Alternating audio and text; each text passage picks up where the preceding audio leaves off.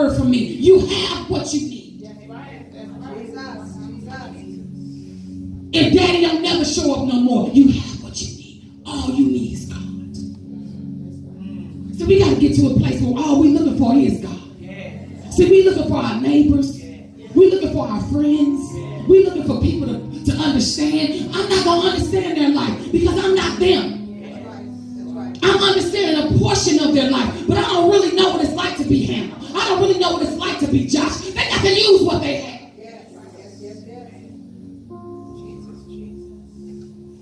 So just in case you thought today was not for you, you have to use the residue, whatever's in your reservoir. If it ain't nothing but some steam left, you're going to have to use that. Whatever you got left is what you're going to use today. Well, you don't know what I've been doing. I don't care what you've been doing. We all been doing something. So if you don't get your breakthrough today, it's because you did not use what you have. You did not go in the house, shut the door, and fill your jars.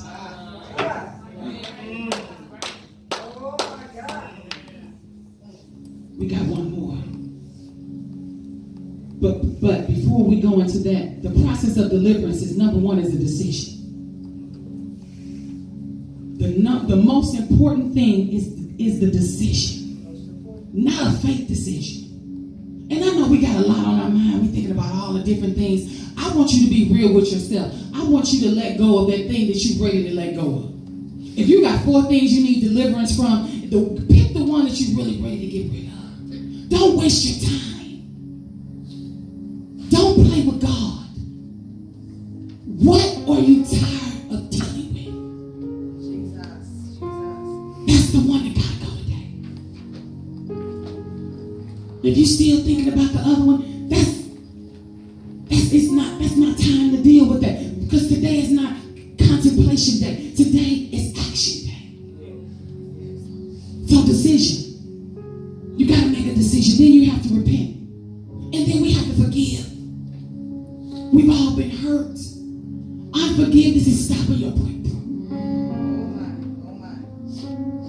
Unforgiveness is stopping your breakthrough. Some of us mad at God. We got to say, I forgive you, God. You know, we want to look at people crazy, but some people, they don't understand the pain that they've been through. They trying to figure out why God did what He did. They don't love God any less just because they mad at God, because you ain't been through what they've been through. You don't know if you'll be mad. You don't even know if you will show up. At least they're here. They may be mad, but at least they're here.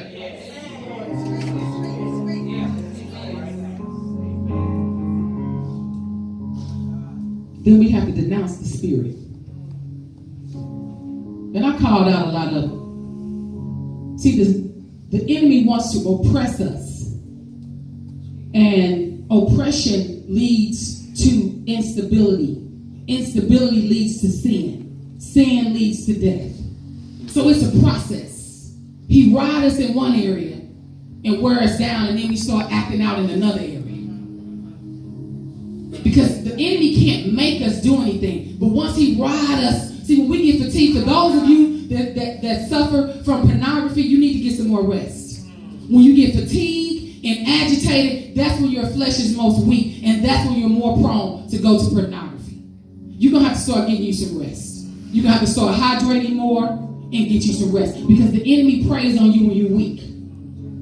So guess what? You're going to have to change what's going on. You got to say, you know what? I'm tired. I got to get my rest. It don't make no difference if nobody understands. I'm trying to save your life. You need some more rest, because you can't fight when you're tired.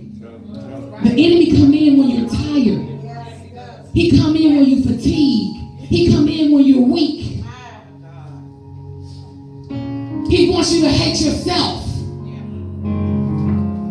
I have not counseled one person that was bound with pornography that wanted to do it. They say I do it, then I feel bad afterwards. Because everybody feels bad when they see it and they know it's wrong. Look here.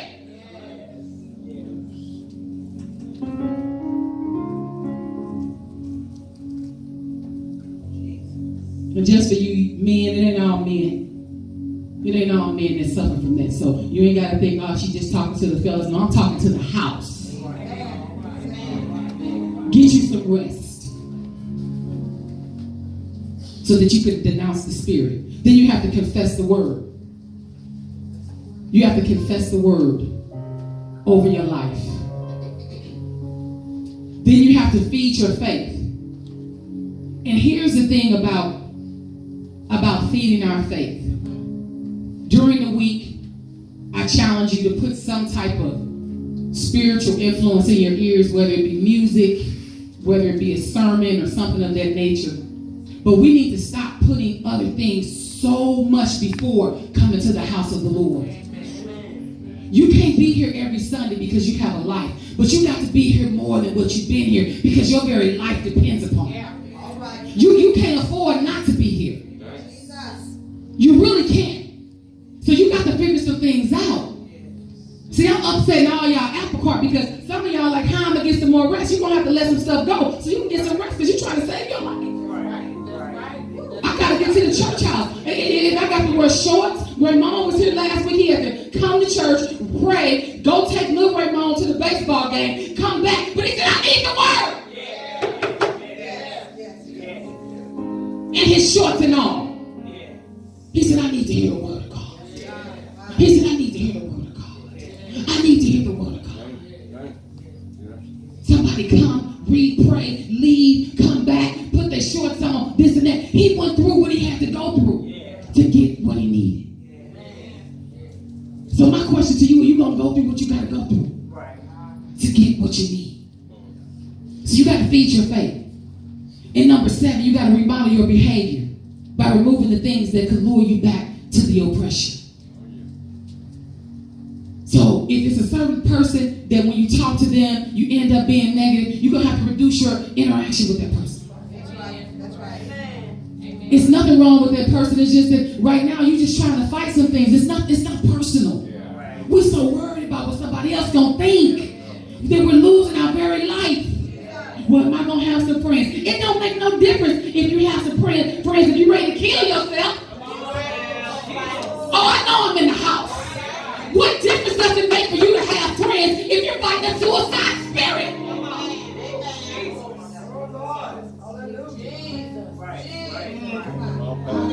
Friends don't matter at that point. If your marriage is on the brink, friends don't matter at that point. If you can't get out the bed to go to work, friends don't matter. A lot of us smile and laugh and say praise the Lord, and you're so depressed and so unhappy. You forgot what you was depressed about. You've been depressed so long. You're a mummy wrapped up in depression. Loose here. Loose here. You forgot because it's just been so much you can't even remember what you was really depressed about. It just been took over your life. And I'm just going to say this to you all. You don't owe anybody to try to act like you're okay. You don't owe. Why are you using your energy to try to make people think you're okay? You need your energy. You need your energy to fight. You're using your energy so people can think you're okay. Who cares what they think? You need your energy to fight and pray for your household and pray for your marriage and pray for your career and pray for your soul. Who cares what they think? Well, I'm going to go talk to them because I don't want them to think. It don't matter what they think. You only got so much in your reservoir. You got to use it for your own house. The prophet said, what's in your house? He didn't say go invite your friends. He said go in the house and close the door. That means this is a closed party. This is a closed party. It's me and mine. It's me and mine. It's me and mine. It's me and my kids. It's me and my husband. It's me and mine. If you're my friend, you'll be my friend after a while. When I get myself together, you'll still be there. Loose here. Loose here. I'm going to go in my house, close my door, and use what's in my house. I'm not going to be depressed no more. I'm not going to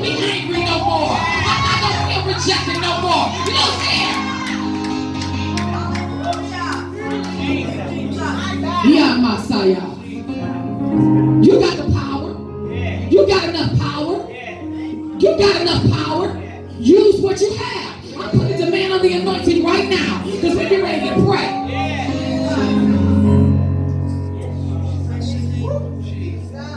We're getting ready to pray. We're getting ready to pray.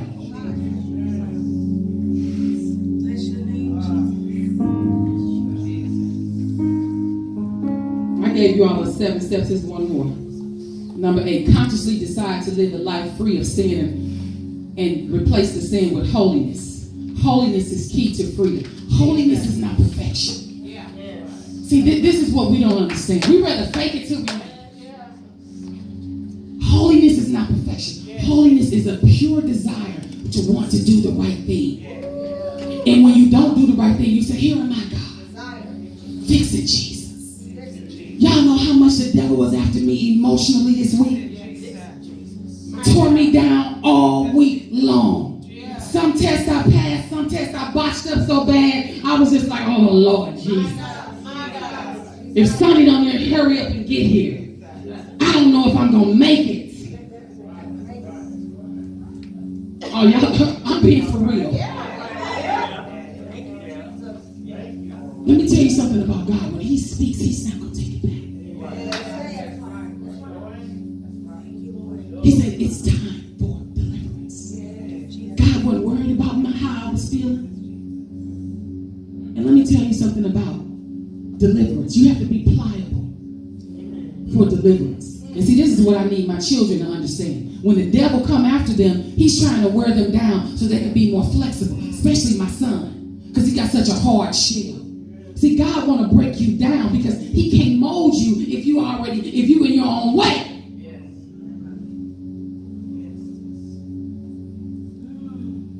He got to break us down. See, our pain produces our purpose. Our pain wakes us up in an area that we can say, okay, God, we're not going to surrender if we don't have a need. See, they're not going to serve God. See, I realize, I'm like, I want everything to be perfect. They're called. He's not going to let everything be perfect in their life because he's going to keep them on their knees.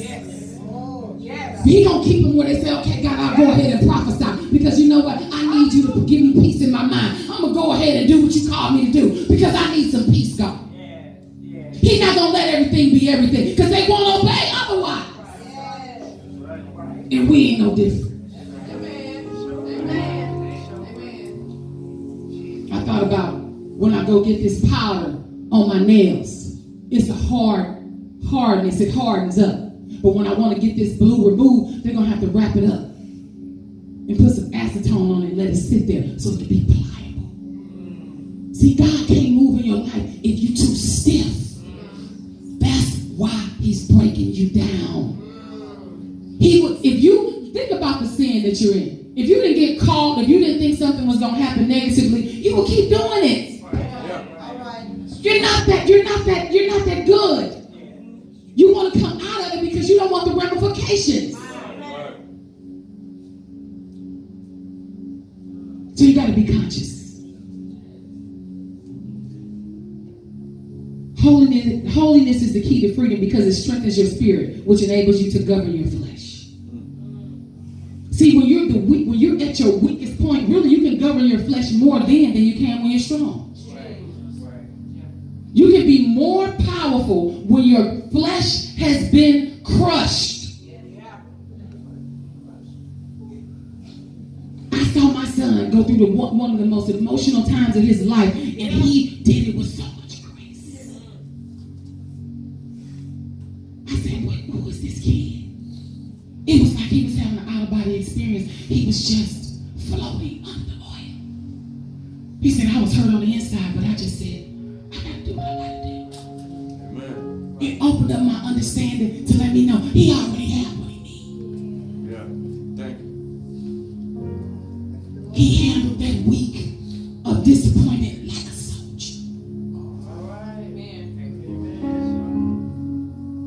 And see, when you with your team in AAU basketball, you really can't talk to your parents because they keep you all together. So he would look up. And it got to a point I was so weak. He was passing by me. And he had to literally have their hands on me like this. He said, it's going to be all right. He had enough in him to give me some. I was so hurt. He literally had to lay hands on me. Don't tell me what you don't have. The reason why it rose up in him because it was a need. And he couldn't draw that need from anybody else. So therefore it rose up within his own spirit. So I'm telling you, it's your time. You got to rise up and grab your deliverance. And I'm going to tell you all, some of you all are extremely unhappy in your life.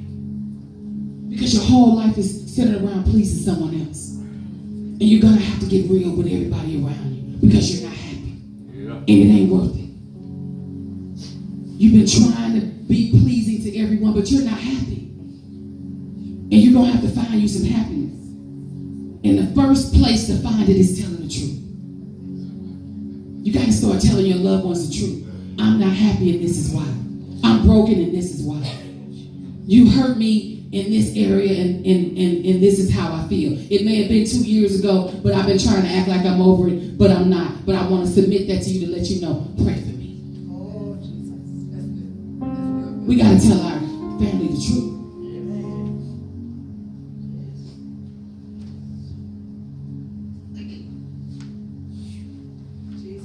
The second prophetic utterance. Use what you have as number one. The second prophetic utterance.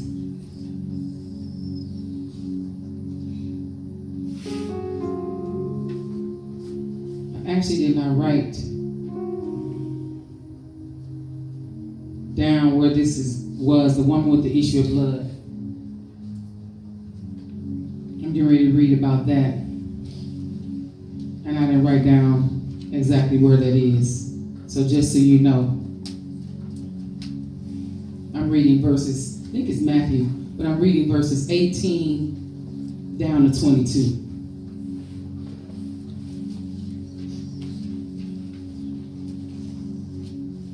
Hallelujah. Jesus.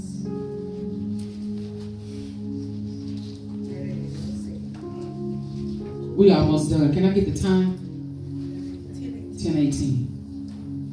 While he spoke these things to them, behold, a ruler came and worshipped him. If someone can find that, because I want somebody may want to read that later. Where is that at? Yes, I'm gonna read it to you. Then I need somebody to find it and let me know where it is. I didn't copy it on my paper. While he spoke these things to them, behold, a ruler came and worshipped him, saying, my daughter has just died, but come and lay your hand on her, and she will live. So Jesus arose and followed him, and so did his disciples. Now, in that particular situation, Luke 8, it's in a couple of places, so it's in the Bible. Amen. It's in the Bible. So, some of us look at how other people go to someone and say, hey, can you help me out? And they say, sure. And once he went to Jesus, he's like, come on, let's all go to your dead daughter so I can go lay hands on her. Let's go have fun. But the second part of it, the woman with the issue of blood didn't have that opportunity. And it said, and suddenly a woman who had a flow of blood for 12 years came from behind and touched the hem of his garment. Now, she had been trying to rid herself of this issue for 12 years. So, why are we down on ourselves because we've had our issue for however many years? Sometimes it just takes a while. You know, we may feel bad about it and we may feel like this is ridiculous and this and that, but you know what? Some things just take a while. Amen. Some things just don't go away right away. I know they tell you when you know, in church, you come up and they pray for you and it's over. Some deliverance is spontaneous, but most deliverance is a process. See, because it's layers. And what happens is when they pray for you, they ignite something in you. But then you got to go back and do the work. You got to go back and renew your mind. You got to go back and soak up that word. You all don't know how many times I will listen to my own word, put my phone right by my ear, put it at YouTube, and just listen to it because I'm trying to get myself to the next level. See, I can't just preach it to you and don't preach it to myself. I can't just be up here telling you. I got to get it for myself. And let's just be clear. When a word go over a house, more than likely it's for everybody. You know, preachers want to act like it's just for the 2 or 3. But more than most times, the word comes to them first. Don't let these preachers fool you.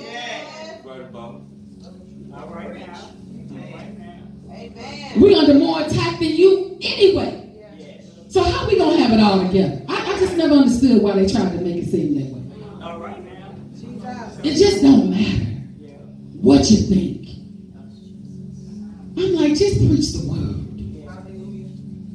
And so it may take a while because you got a couple of layers. It was 12 years. And you tried a couple things and it didn't work. Well, you think it didn't work. Let me say that. Because what God revealed to me is sometimes we'll get a layer or two off of us and we don't feel successful because it's not all the way gone. But we have to begin to measure the small successes. If you lied to everybody you talked to 2 years ago and now you only lie when you at work, then that lying spirit is starting to come subject to the Holy Ghost. Some people lie to everybody they talk to. Mama and them, grandmama and them, and now you're just lying to your friends. You're not lying to people in authority. You're getting better.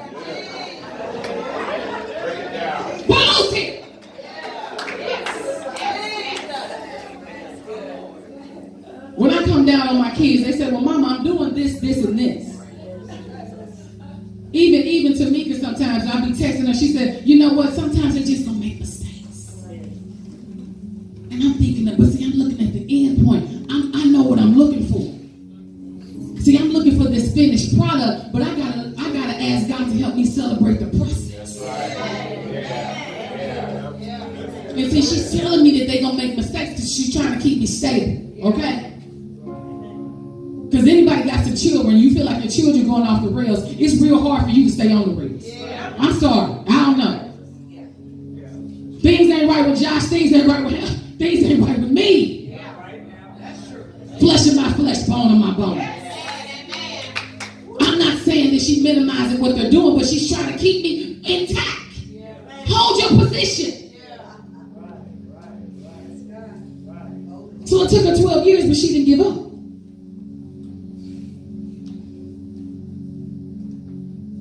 And suddenly a woman who had a flow of blood for 12 years came from behind and touched the hem of his garment. She said to herself, see, this is why I say it's already in you. She didn't say it to her neighbor. She said it to herself. She didn't say it to the disciples. She didn't say it to Pastor Katrina. She said it to herself. So you can ready to speak to yourself. Self, it's time to come out. She said to herself, if only I may touch his garment. If only I may touch his garment, I shall be made well.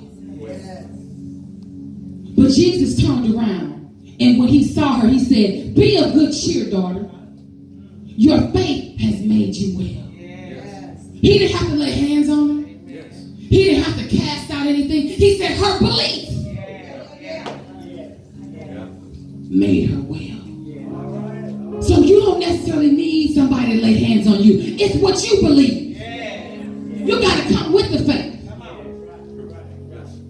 He said your faith has made you well. And the woman was made well from that hour. So what's the prophetic release? You only experience what you expect. You only experience what you expect. You only experience what you expect. You only experience what you expect. So the first utterance is use what's in your house. The second utterance is you only experience what you expect. So what do you expect? Do you expect to be free? This God He said that he's a deliverer. Put a demand on his word. Say, God, I'm line up and I'm expecting. I'm expecting. I'm expecting. I'm not hoping. I'm not wishing. I'm expecting. She said, if I can just touch. She didn't ask for her neighbor's approval. She didn't ask for her friend's approval.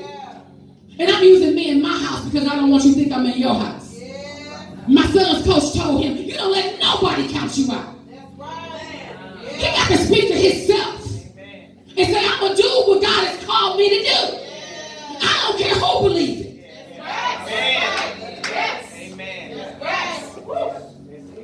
Use what's in your house.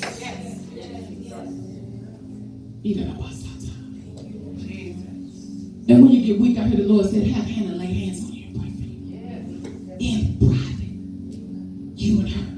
Not mama, none. Y'all know how I get in everything. What y'all got going in here.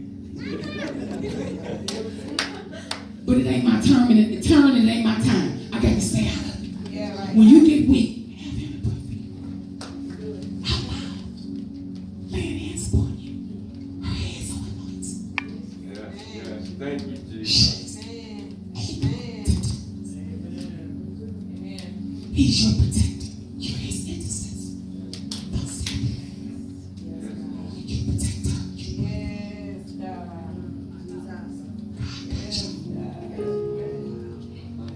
Thank you, Jesus. He's her protector. She's his intercessor.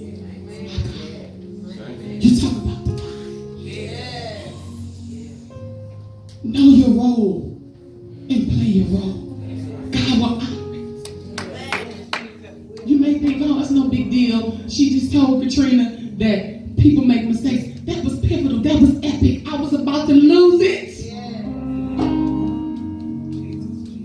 I read the text over and over. God was speaking. Don't ever underestimate your words to other people. That's right. That's right. You could be literally saving their life. You don't know. That's right. Always speak the truth in kindness. Because you don't know. So you cannot experience what you do not experience. Use what you have. Use what you have. My God.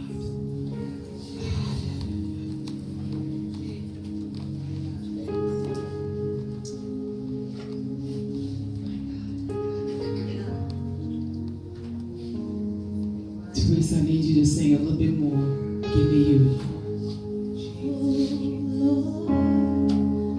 Let's close our eyes. Let's begin to worship God. Because we all gonna come up to the altar for those that want to in just a minute. But let's get our mind together. But everything else can wait.